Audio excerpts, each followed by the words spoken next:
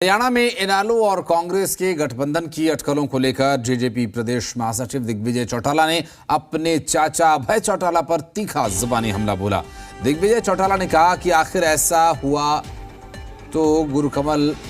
कलयुग का अलग ही दृश्य होगा। दरअसल दिग्विजय ने कहा कि भूपेंद्र ने साजिश के तहत ओपी चौटाला को जेल भिजवाने का काम किया, उन्होंने कुठाराघात किया। दिग्विजय सिंह ने दो टूक कहा कि हमारी विचारधारा बीजेपी से मिलती है, लेकिन कांग्रेस के खिलाफ हमने हमेशा लड़ाई लड़ी है और भविष्य में बीजेपी जेजेपी गठबंधन में रहने की उन्होंने बात कही। 2013 के अंदर एक ऐसा मोड़ आया जब भूपेंद्र हुड्डा जी, जिनका आप जिक्र कर रहे हैं, चौधरी भूपेंद्र हुड्डा ने एक गहरा षड्यंत्र सोनिया गांधी जी के साथ रच करके 80 साल से ज्यादा की उम्र में उन्हें 10 साल की कैद कर, जिसने इतना बड़ा कुठाराघात किया, इतना बड़ा जुर्म किया, एक अन्याय किया। लोग ये मानते थे कि हमारे देवता रूपी नेता को जेल की सलाखों के पीछे निर्दोष होते हुए डाल दिया। अगर वो दोनों भी हाथ मिला लेंगे, अभय सिंह जी, मुझे पता है चौटाला साहब तो कभी हाथ नहीं मिलाएंगे, अगर अभय सिंह जी और भूपेंद्र हुड्डा भी हाथ मिला लेंगे तो भी ये भी कलयुग का एक अपना एक अलग दृश्य होगा जो मैं और आप देखें। बीजेपी के साथ तो हम आज थोड़ी गए हैं, 4 पीढ़ियों से जा रहे हैं। बीजेपी के साथ समय समय पर अलायंस हुए हैं, स्वर्गीय चौधरी देवीलाल जी के समय भी हुआ, चौटाला साहब ने खुद किया, और उसके पश्चात आज चौथी पीढ़ी के अंदर भी अगर पारिवारिक तौर पर देखो तो आइडियोलॉजिकली कहीं ना कहीं हम फिर भी मेल खाते हैं। कांग्रेस के साथ हमारा कोई मेल नहीं। और राज राखी हमारे सहयोगी इस वक्त हमारे साथ मौजूद है। राज, दिग्विजय ने एक बात स्पष्ट कर दी कि कांग्रेस के साथ जेजेपी का तो कोई मेल है नहीं, लेकिन इस बातों ही बातों में उन्होंने ये भी स्पष्ट कर दिया कि आईएनएलडी से भी ऐसी कोई संभावनाएं नहीं दिखाई दे रही हैं। जी बिल्कुल, जिस तरीके से दिग्विजय सिंह चौटाला का कहना है कि जेजेपी के साथ जो है कि कांग्रेस का किसी तरीके से गठबंधन नहीं होगा, और जिस तरीके से उनका साफ तौर पर कहना है कि अभय सिंह चौटाला जो है वो भी इनेलो का गठबंधन इनके साथ नहीं करेंगे, क्योंकि राजनीतिक कारणों की अगर बात करें तो राजनीतिक कारणों से यही जो पिछला जो रिकॉर्ड रहा है, क्योंकि चौटाला को जो है भूपेंद्र सिंह हुड्डा ने जेल भिजवाया था, तो इस तरीके से देखा जा रहा है कि इनके साथ किसी तरीके का कोई गठबंधन नहीं करेंगे। जी, लेकिन राज, चूंकि जिस तरह के पुराने इतिहास ने राजनीतिक परिदृश्य बनाकर रखे हो, उसके हिसाब से आगामी जो स्थिति है उससे साफ है कि बीजेपी और जेजेपी आगे भी गठबंधन में चुनाव लड़ेगी, लेकिन एक मजबूत विपक्ष का यहां पर होना बहुत जरूरी है। और विपक्ष में कांग्रेस तो ये हर मौके पर यह ऐलान करती है कि कांग्रेस ही अकेला एक विपक्ष है। ऐसे में आईएनएलडी के अस्तित्व को लेकर जो लड़ाई चल रही है, अभय चौटाला को लेकर भी उन्होंने कहा कि अगर वो एक साथ आते हैं, कांग्रेस के साथ आते हैं, तो ये कलयुग का ही एक अलग नजारा देखने को मिलेगा। तो आईएनएलडी की तरफ भी इशारा है, हालांकि आईएनएलडी गाहे बगाहे एक सॉफ्ट कॉर्नर कांग्रेस के प्रति दिखाती रही है। जी बिल्कुल, जिस तरीके से कांग्रेस की और इनेलो की अगर बात करें तो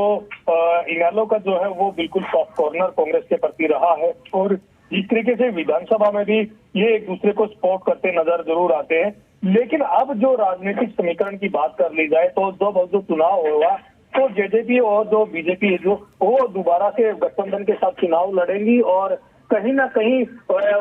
विपक्ष जो है मजबूत स्थिति बनाए रखने के लिए कांग्रेस जरूर प्रयास करेगा कि वो इनेलो के साथ गठबंधन करे, लेकिन आने वाले दिनों में कयास यही लगाए जा रहे हैं कि इनेलो जो है कांग्रेस के साथ गठबंधन नहीं करेगी। निश्चित रूप से, और ये एक ऐसी स्थिति है।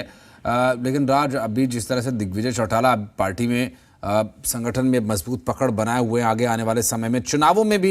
ये बात देखने वाली होगी कि वो किस तरह से, किस आइडियोलॉजी के साथ और किस विषय को लेकर कांग्रेस का सामना करते हैं। क्योंकि अभी तक की जो कांग्रेस के सामने लड़ाई लड़ने के लिए या इस राजनीतिक द्वंद्वता को बनाए रखने का जो एकमात्र स्थिति वो ज़्यादा स्पष्ट करने वाली है कि जो शासन 10 साल लगभग होने को जा रहे हैं, अब एक तरफ बीजेपी ने अकेले 5 साल का टेन्योर पूरा किया और फिर बीजेपी और जेजेपी गठबंधन को, तो एंटी इनकम्बेंसी का फायदा कांग्रेस उठाने की कोशिश करेगी आगामी चुनावों में। और आईएनएलडी के पास और कांग्रेस के पास मुद्दे कुल मिलाकर एक ही हैं, तो एक साथ जो विपक्ष एका है वो कम देखने को मिलेगा, विपक्षी एका होता नजर नहीं आएगा। कांग्रेस की अगर बात करें तो कांग्रेस के कई नेता जो हैं वो प्रयासरत रहते हैं कि